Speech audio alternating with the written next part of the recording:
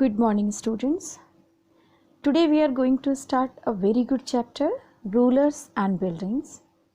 As you know, India's architectural history is enriched by various monuments built over centuries. These buildings and structures represent the culture and heritage of a place and time in history. The chapter starts with the description of Qutub Minar. It is situated at Mehrauli in Delhi. It has 5 stories. The first floor was constructed by Qutbuddin Aibak and the rest by Iltutmish around 1229 AD. Over the years, it was damaged by lightning and earthquakes and repaired by Alauddin Khalji, Muhammad Tughlaq, Firoz Shah Tughlaq and Ibrahim Lodi. Dear students, notice the pattern created under the balcony. It has been made with the help of small arches and geometrical designs. You also see 2 bands of inscriptions under the balcony. These are written in Arabic language. You see the surface of the minar. It is curved and angular. Placing an inscription on such a surface required great precision. Only the most skilled craftsperson could perform this task. Between the 8th and 18th century, kings and their officers built 2 kinds of structures. The first kind of structures were forts, palaces, garden residencies, and tombs, safe, protected, and grandiose places of rest. These were created for safety and grandeur. The second structures meant for public activity. These structures included temples, mosques, tanks, wells, and caravanserais and bazaars. This is the picture of caravanserai. It was like a rest house. In caravanserai, travelers used to stay. Construction activity was also carried out other than kings. These were the merchants who did this construction activities. They built temples, mosques, and wells. The next topic is engineering skills and constructions.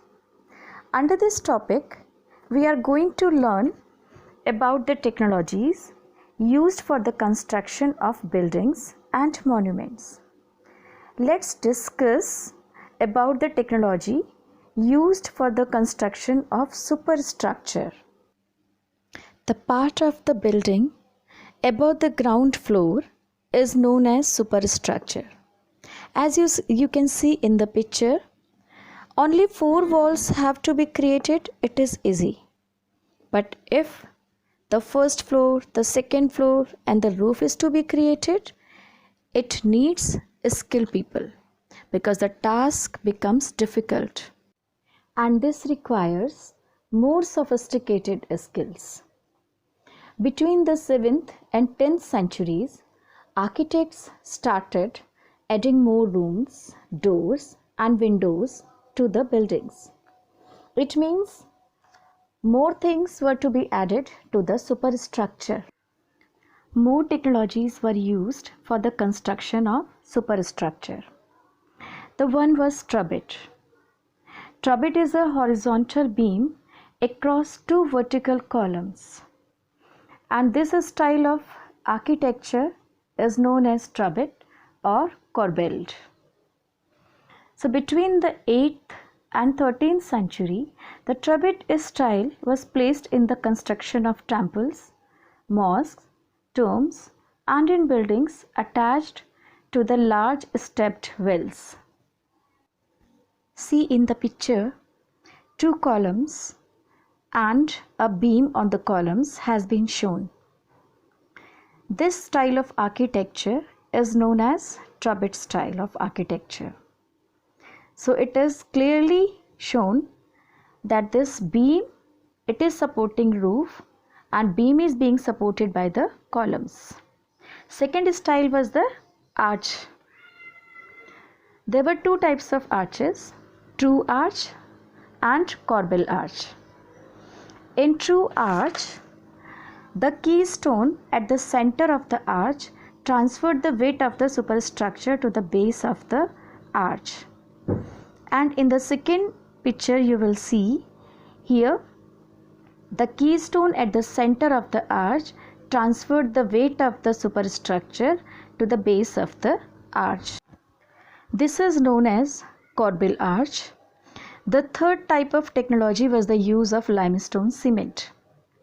This was very high quality cement which when mixed with stone chips hardened into concrete, and this made construction of large structures easier and faster.